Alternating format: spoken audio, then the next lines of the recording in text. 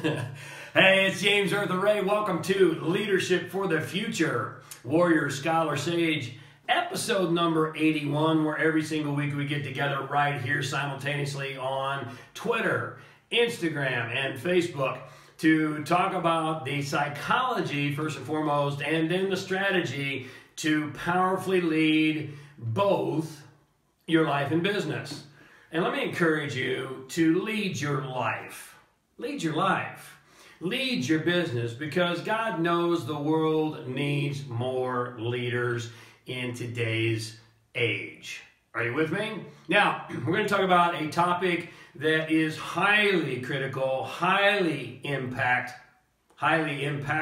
Is that correct? I don't know.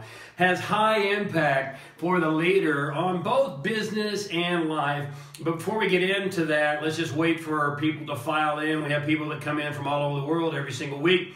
And so if you're on Facebook, just weigh in down below and say hello. Tell me where you're coming in from. As you know, it does my heart glad, because you guys are helping us build this community across the globe. And I always come back after the fact, and if you have questions or if you have additional comments, I will come back and address them after we are done here.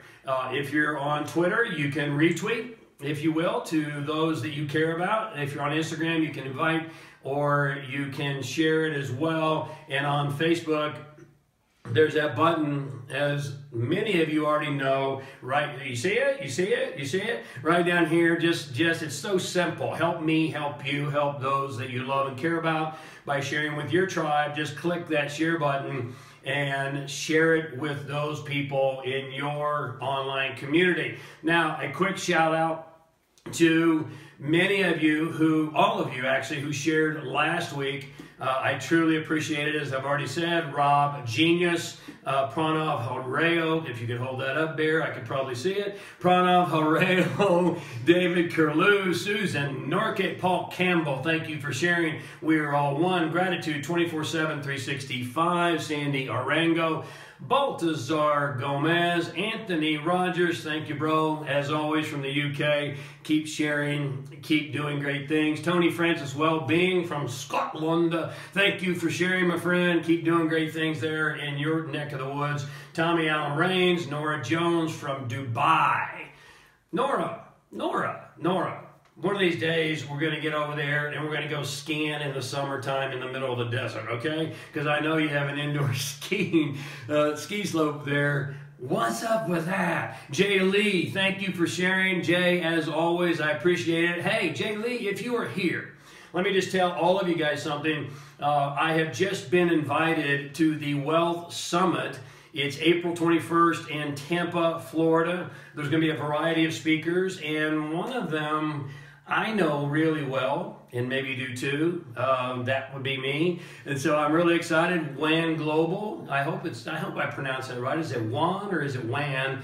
Anyway, it's an acronym. Is promoting this Wealth Summit with a variety of speakers, April 21st in Tampa, Florida. And you're going to want to be there. It's a full day talking about wealth, and I'm going to bring, leadership, harmonic wealth, which you may be familiar with, my last New York Times bestseller, and performance to the table. And Jay, if you're here, just share the link, if you will, down in the comments. And I'm going to highly encourage all of you to click that link and to get there. Get there. You'll be grateful when you do, and we'll take a selfie. And I think you have an opportunity to even have lunch with me if you'd like to do that. I may be speaking out of turn, but Jay will fill you all in, and his company will fill you all in. Now, really, really excited about the topic we have here today. And as you know, we've been going through a series about the leader as a mastermind. And not the mastermind that we typically hear about, where a group of individuals get together and throw around ideas. That's certainly powerful, and I would highly encourage you to do that. I do that as well. But what I'm talking about here is the mastermind, is plugging into universal intelligence and understanding and accessing intuition. And let me promise you this, your intuition is far more valuable than your intelligence. Way more valuable. You know, it was Einstein who said imagination is more important than memory. You know, intelligence is a product to a large degree of memory, but imagination and intuition are something that come from a higher source that you can plug into. And that's what we're talking about here in this series, because if you choose to lead your life and lead your business in this disruptive market in which we live, which I'm encouraging you to do, you're going to have to operate from a different order, a higher level of order, a higher level of awareness than what most so-called leaders are doing in today's world. Does that make sense to you? Now, that being said, let me just tell you this. Most like to think that they think, but they don't really.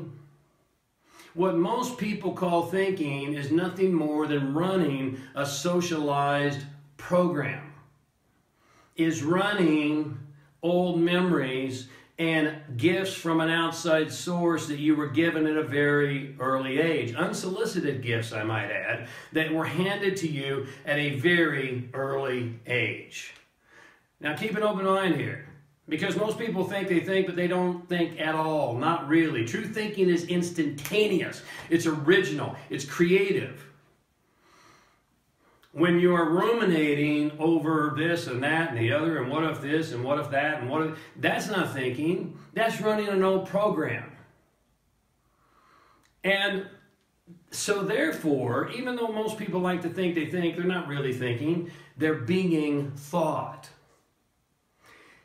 Now there, you know, when I worked with my Zen master, who was one of my great teachers, he used to give me what's called a koan. And a koan is a riddle that the Zen master gives to the student, who was me at the time, and just sends you off with it to figure it out. And then when you come back to the master and you give your answer, he or she can tell by your answer how much you're really tuned in, dialed in. And there was a lot of times where I was not very tuned in, dialed in, because he said, nice try, get out of here, go work on it some more. But let me just say to you that the koan I've potentially just given to you today is that most people think they're thinking, but they're not really thinking, they're being thought. Now let me ask you to consider this and really, really ponder this deeply. If you can't control your thoughts, then who's really thinking? It ain't you. Because if you can't control your thoughts, who's thinking? Are you thinking, or are you being thought? Now, that's one you can ponder for a day or a year or 3. And I hope you will. You see, one of the greatest lessons of true leadership that I learned back in 2009, and even more so in 2011, when I went into prison. If you know anything about my life, I'm very transparent about that, is I learned to understand the distinct difference between what we'll call liberty and freedom. Now, when you make this distinction today, hopefully, it's a game changer. Now let's talk about this. Liberty is the ability to come and go and do as you please. Freedom, on the other hand, is totally independent of liberty. Freedom is the ability to choose to think and experience whatever you choose to think and experience. Big difference. Do you get it? Let me repeat that so you get this. Liberty is the ability to come and go and do as you please. Freedom, on the other hand, is the ability to choose to think and feel and experience in the way that you choose to think and feel and experience, regardless of current appearances or circumstances. Now, that's a tough one, isn't it? But what I'm going to submit to you is that true leadership is the ability to think what you choose to think and feel what you choose to feel, regardless of current circumstances and appearances. I'm not going to suggest that's easy. It's not. You know, again, when I was in prison, I had very little liberty. Very little at all. I was told, I mean, we were treated like animals, children at best, and more like animals in most cases. Numbers, things, property of the state, we were called. And I was told where to stand. I was told where to sit. I was told when to come. I was told when to go. I was told when to turn the lights out and go to bed as an adult. I was told when I had to turn the lights out and go to bed. I was told when I had to get up and get out of bed. I had no choice of what to eat. I had no input whatsoever as to what time I would eat the so-called food. Now, let me just take a tangent here for a second, because I don't know what it was, but it was called food, but I don't think it was food. I mean, what kind of meat comes in a tube? I don't think God makes any kind of meat that comes in a tube, but I digress. So, I have very little liberty, and I could go on, but I think you get the point. At this point, I had a choice to make. And so do you, right now. And the choice you make in the moment of decision will determine your destiny.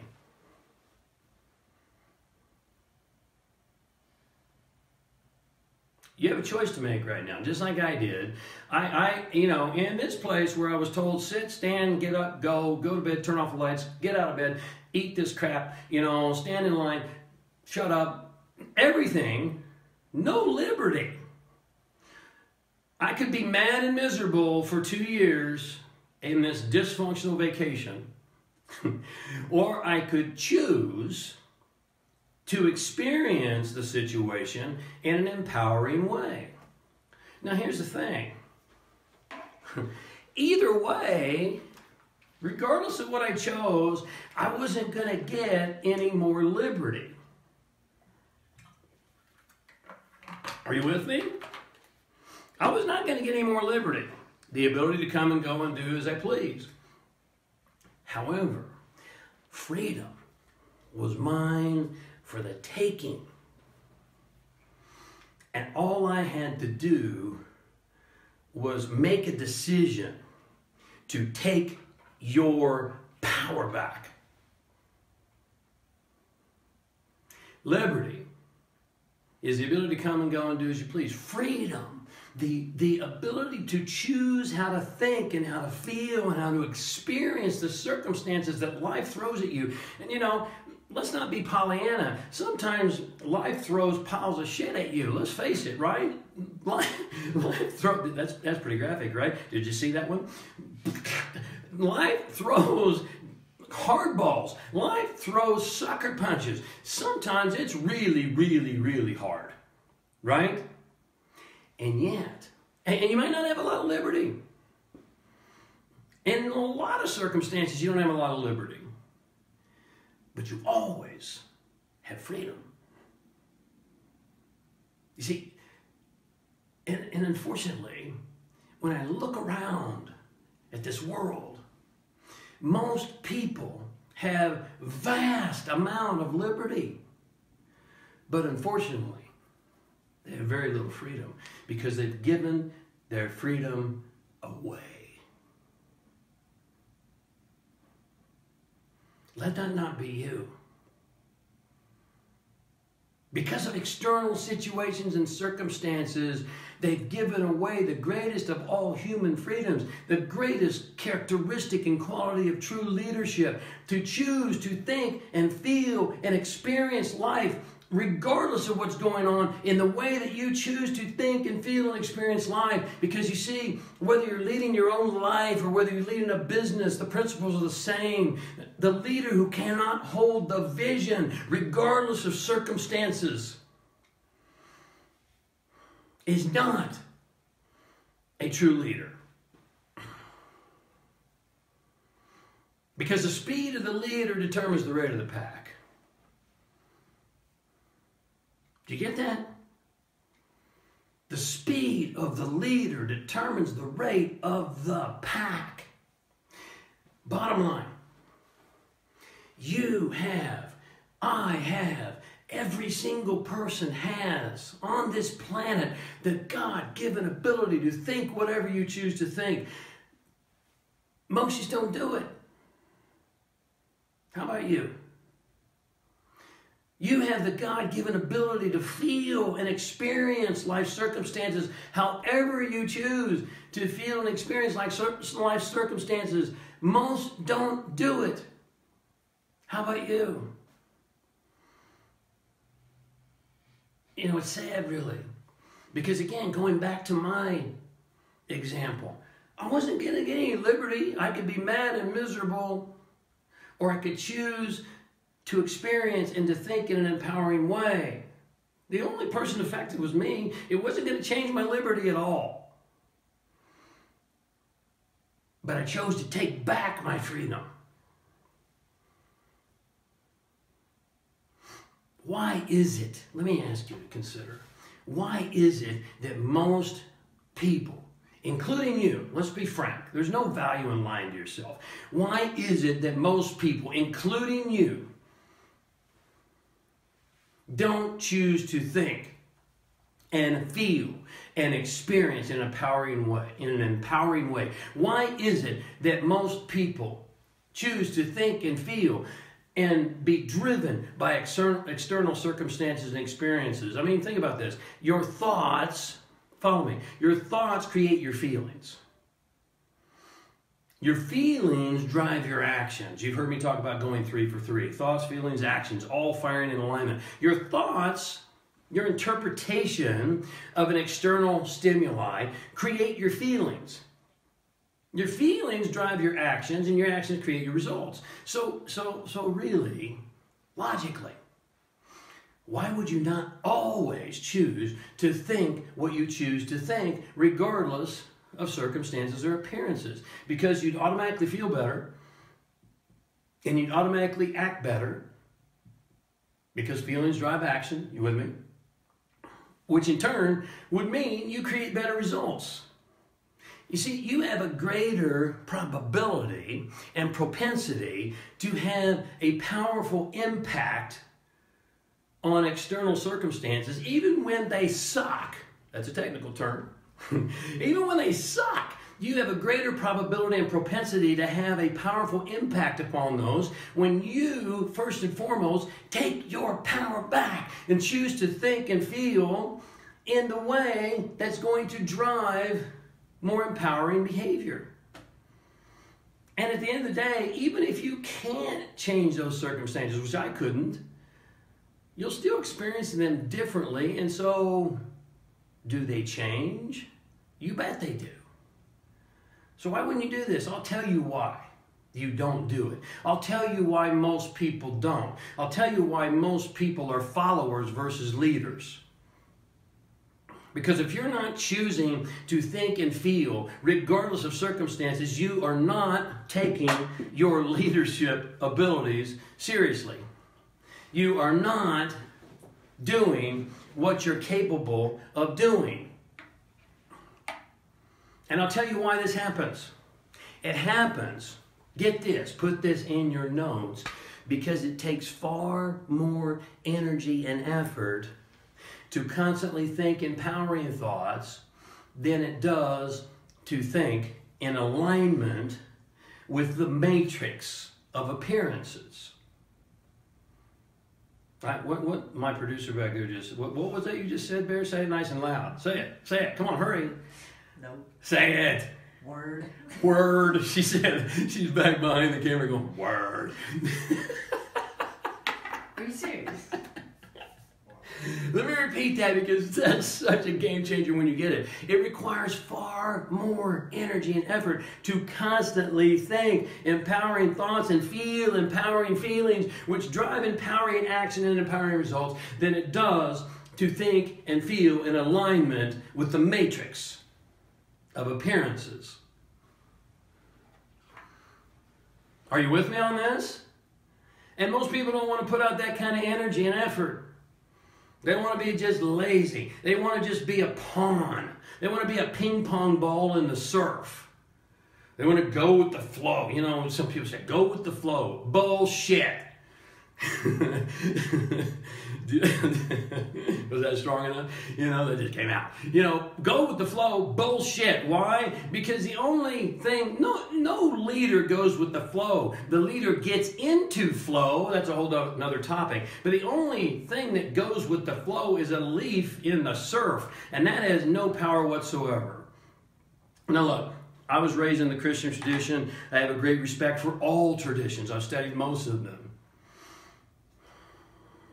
And this one actually comes out from this one comes from Proverbs, which is the Old Testament. And so, you know, Islam and Judaism use the Old Testament as well. In the book of Proverbs is maybe one of the most powerful and profound scriptures in the entire Bible, in my humble opinion.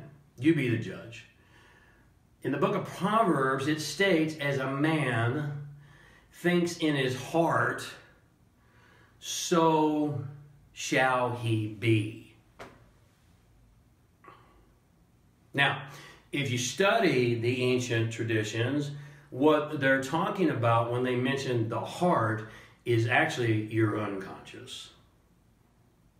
Now, we also know in current science that the heart has neurological connections. In fact, we also know the gut has more neurological connections than the brain does. So there are thinking capacities in these areas. It's not a metaphor. But let me repeat that. As a man thinks in his heart, the feeling center, so shall he be. Now again, I think this is really profound. It's a game changer when you get it. But unfortunately, most people operate just the opposite.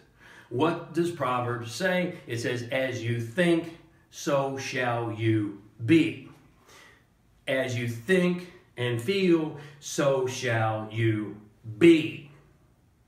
Now, what I find consistently is that the amateur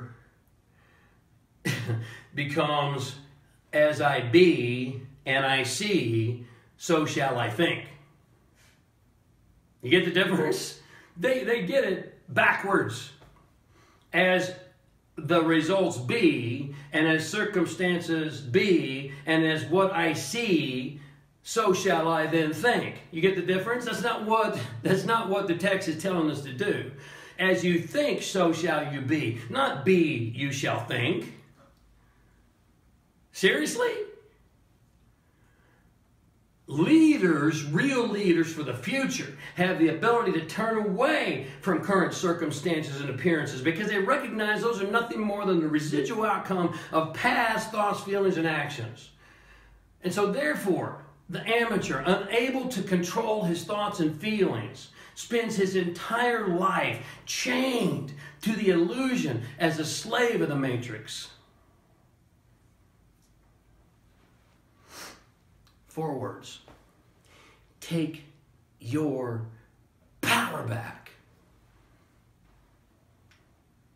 Take it back. So, here we come to the third axiom. All that's a setup for the third axiom of the mastermind, the leader mastermind. If you missed the first 2 axioms, you can go back and catch, past episodes on YouTube. Here's the third one. Write it down. Are you ready? Here it is. Every single person has the God-given ability to think and feel whatever they choose to think and feel. And it requires far more effort and energy than thinking in alignment with the matrix of appearances.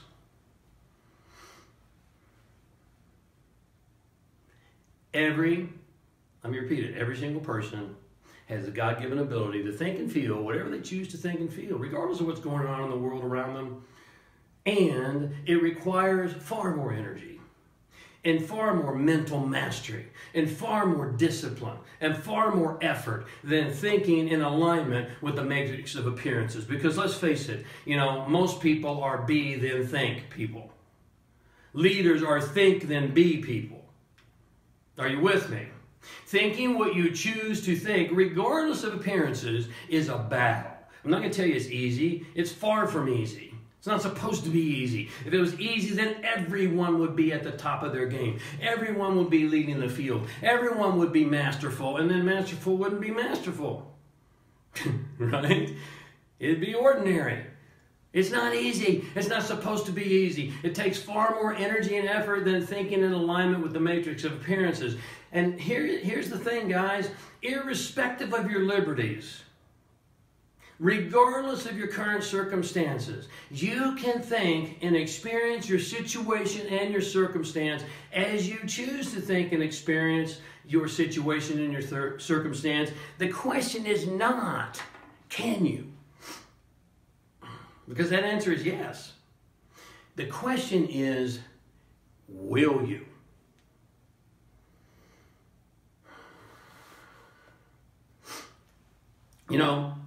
In the great book, Man's Search for Meaning, it's on my suggested reading list on jamesray.com.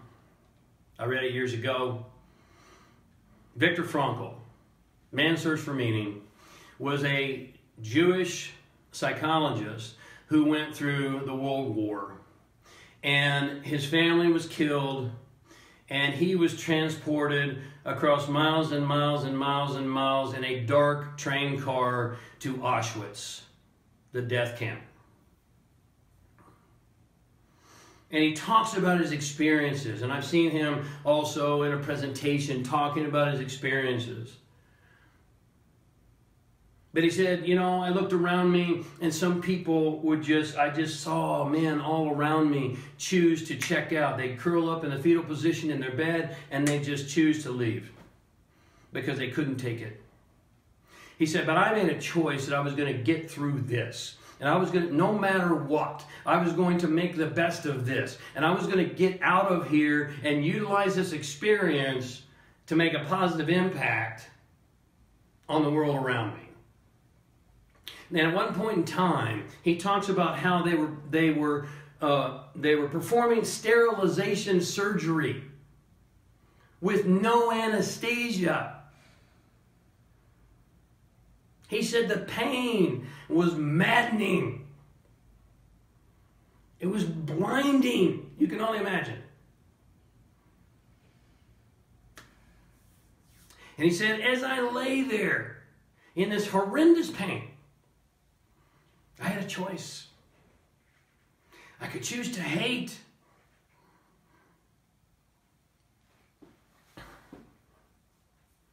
Those who performed these heinous acts on another human being.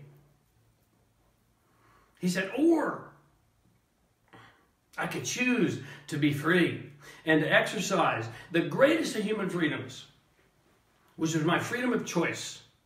And he said, so in that moment, instead of choosing hatred, I chose compassion. He said, I realized that here were human beings performing these heinous acts on another human being. He said, I realized this is not natural for us to do this with another human being. He said, I also realized that these men had become the product of a system that drove them to think this was okay. The system that programmed them into thinking we were less than human. And he said, I began to realize it must be hard for them to set aside their humanity. It must be hard for them to sleep at night. It must be hard because deep down inside, we all know. We all know. He said, and so in that moment, I chose to have compassion for these men who had turned themselves into a machine from a system that had programmed them in the matrix of thinking this was okay. And you know, when I read that, I thought, holy shit. If Viktor Frankl can choose his thoughts and his feelings and his experiences in that magnificent way, in that kind of a circumstance, boy, I can probably get through my crap because I'm not facing even close to that. I need to step up. I need to level up. I need to take my power back. How about you? How about you? Because the greatest of all human freedoms, the greatest of all leadership qualities and characteristics is the ability to choose your thoughts and feelings and experience. And the more you develop this ability, the more you have the power to create new circumstances in your life. Look, it's time, isn't it? It's time to take your power back. And the only question is, will you do it now? It's not easy, but man, it's worth it. Now look, if I can help you, I'd be honored to do so. I'd love to have you join me and a group of leaders from around the globe who are getting together on a regular basis to take our power back and to make an impact on our lives and on our businesses. If you're on Facebook, there's a link right above my head. You can click it, it'll take you right to the application. And we're doing it by application only because we only want people who are really serious and ready to step it up and level up. If you're on Twitter, it's right above my head as well. On Instagram, you'll need to go to my bio and it'll take you to the application, fill it out, and we'll get back with you. I hope I've given you some things to think about and more importantly, act upon. I honor you. I'm grateful for you. Thank you for being here. Hit that share button if you think this needs to be heard by your world, and help me help you help those you love and care about. Until we speak again, as always, be a leader. Live your purpose and take your power back.